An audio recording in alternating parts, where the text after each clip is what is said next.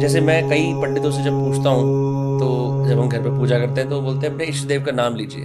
तो हम पूछते हैं घर वालों से भाई हमारे इष्ट देव का क्या नाम है, तो किसी ने बोला आपके इष्ट देव शिव है और आपके पिता की। नमस्कार दोस्तों, आज मैं आपके लिए एक बहुत ही शानदार और ज्ञान से भरपूर वीडियो लेकर आया हूँ, जो आपको नई और रोचक जानकारी देगा।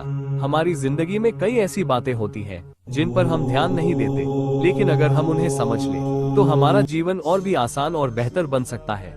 यही वजह है कि मैं चाहता हूँ कि आप सभी यह वीडियो जरूर देखें और इसमें दिए गए ज्ञान का लाभ उठाएं। ज्ञान एक ऐसी चीज है जो बांटने से बढ़ती है। अगर आपको यह वीडियो पसंद आए और इससे कुछ जैसे नया मैं कई सीखने को पंडितों से मिले, जब तो पूछता लाइक, हूँ कमेंट तो और शेयर जब हम जरूर घर पे पूजा करें, करते हैं तो ताकि बोलते और हैं भी अपने इष्ट लोग देव इसका का नाम फायदा लीजिए। उठा सकें। तो हम पूछते हैं घर आपकी वालों एक से भाई छोटी हमारे सी इष्ट देव का क्या प्रतिक्रिया नाम हमें है, और भी तो अच्छा किसी ने बोला कंटेंट बनाने की आपके इष्ट प्रेरणा देव देती शिव है है। और आपके तो पिता देर के मत भी। कीजिए, ये अभी इष्ट वीडियो देव की देखिए, सिलेक्शन नई कैसे बातें होती सीखें है, और बाय अपने विचार हमें कुंडली कमेंट में होती है। बताइए। धन्यवाद। बहुत अच्छा सवाल पूछा है आपने, क्योंकि मेरे को लगता है ये 99.9% लोगों के यही क्वेश्चंस रहते हैं। देखिए, इष्ट देव 3 तरीके से चुने जाते हैं। एक, जो आपके अपने घर में जिनका पूजन सबसे ज़्यादा चलता है। चलता आया है, वो आपके इष्ट देव हो जाते हैं, ऑटोमेटिकली हो जाते हैं। जैसे अगर मेरी मम्मी माँ जी को पूछ रही हैं, माँ दुर्गा को पूज रही हैं, तो मैं भी उन्हीं के ट्रेंड पे माँ दुर्गा पे ही बिलीव करने लगती हूँ।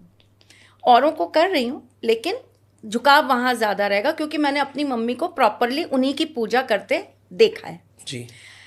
दूसरा होता है कुंडली से, जैसे कि आप बता रहे हैं, हमारा 5th, हमारा 9th और हमारा 11th, ये तीनों हाउसेस को कंबाइन करके हम निकालते हैं कि हमारे ईस्ट कौन होने चाहिए, है ना। तीसरी चीज़ होती है हमारे अपने भाव, हमारी आत्मा का संबंध हमारे परमात्मा से। जैसे अगर मैं आपको बोलूं, मेरे घर के अंदर मैं इकलौती हूँ जो कृष्ण भक्त हूँ।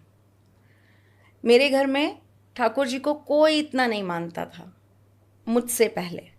और आपने विवाद थोड़ी दिक्कत नहीं हुई जैसे घर वालों ने आपको बहुत बोला हुई, होगा बहुत हुई, कि आप हमारे से अलग इष्ट देव की पूजा कर रहे हो। बहुत हुई, बहुत ज़्यादा हुई। लेकिन मैं ब्लेस्ड थी, क्योंकि बहुत बचपन में ही मेरे जो दादाजी थे वो खुद एक बहुत अच्छे एस्ट्रोलॉजर थे। तो उन्होंने मेरे घर में सबको डिक्लेयर कर दिया था ये चीज़ कि ये कृष्ण की ही त्रिशला है, तो इसलिए इसको छेड़ना मत, इसको उनकी ही पूजा करने देना। अगर तुमने इसको भटकाने की कोशिश की ना, तो ये तुम्हारे हाथ में नहीं रहने वाली, ये निकल जाएगी मीराबाई की तरह उनको पाने के लिए। तो बेटर ये है कि इसको करने दो, जिस भी तरह की ये भक्ति ये कर रही है। कोई इंसिडेंट ऐसा रहा कि जब शादी होके ससुराल आई, तो जो मेरा ससुराल था वहाँ पे ठाकुर जी को बहुत माना जाता था, बहुत सेवा की जाती थी, बहुत लोग अटैच थे ठाकुर जी के साथ। तो बल्ले बल्ले हो गई कि आपको अपना मन चाहा मिल गया। पर ये एक तीसरा तरीका है कि आप स्वयं चुनते हैं कि आपके ईस्ट कौन है।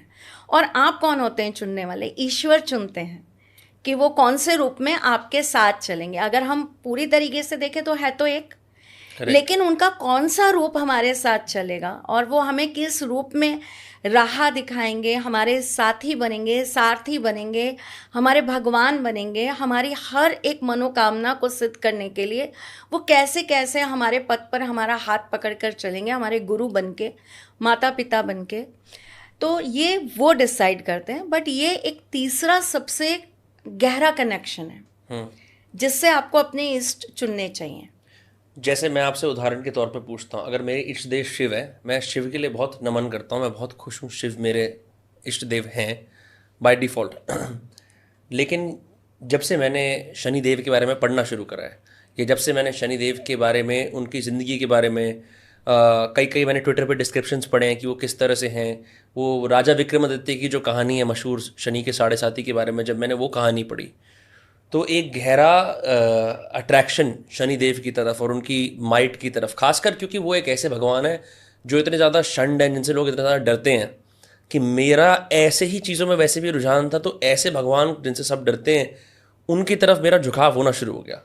अब मैं आपसे ये पूछता हूँ, टेक्निकली देखा जाए तो अगर ब्रह्मा विष्णु महेश त्रिमूर्ति हैं और देवियाँ भी हैं, और पहाड़ों में तो और भी छोटी छोटी शीतला, मतलब शीतला माँ हो गई, और ऐसे ऐसे लोकल गॉड्स होते हैं, 10 महाविद्याएं हो गई। ठीक है, लोकल गॉड्स होते हैं, फिर अपने नक्षत्रों के अलग भगवान हैं। तो इन सब के अंदर कौन कोई ऐसा स्पेसिफिकेशन है कि यही इष्ट देव होता है अकॉर्डिंग टू योर बुक्स, या आप अपने हिसाब से चुन सकते हो? देखिए, आपने जिनकी बात करी है शनिदेव, वो हमारे ग्रह प्रधान देव हैं, है ना जी। और आप जहाँ बात कर रहे हैं अपने इष्ट देव की, भोलेनाथ, तो कहीं ना कहीं जो आपके आराध्य होते हैं, जो आपके इष्ट होते हैं, वही आपको डाइवर्ट करते हैं, जिनसे आपको उनको शिक्षा दिलवानी होती है। तो कहीं ना कहीं मेरा ऐसा मानना है, अभी तो मैंने आपका चार्ट देखा नहीं, लेकिन डेफिनेटली आपके ऊपर भोलेनाथ का ही हाथ होगा, इसीलिए वो आपको शनिदेव की तरफ घुमा रहे हैं, उनमें इंटरेस्ट आपका क्रिएट हो रहा है, आपको उनकी बातें सुनकर आपको उनके प्रति अट्रैक्शन हो रहा है। लेकिन हमें हमारे जो आराध्य हैं या जो हमारे ईस्ट हैं, जिनको हम सर्वोपरि मानते हैं अपना, हमें उनको हमेशा एक रखना चाहिए। वो अट्रैक्शन से नहीं मिलते हैं, वो हमारी एक जागरूकता से नहीं मिलते, उनका एक सोल टू सोल कनेक्शन होता है हमारे साथ, हमारी आत्मा का परमात्मा के साथ। तो आप चलिए उस मार्ग पर, लेकिन घूमकर आप जाएंगे वहीं, क्योंकि कहीं ना कहीं उनके गुरु भी वही हैं। अच्छा, शनिदेव के गुरु शिव हैं, तो आपको जाना तो घूम के वहीं है।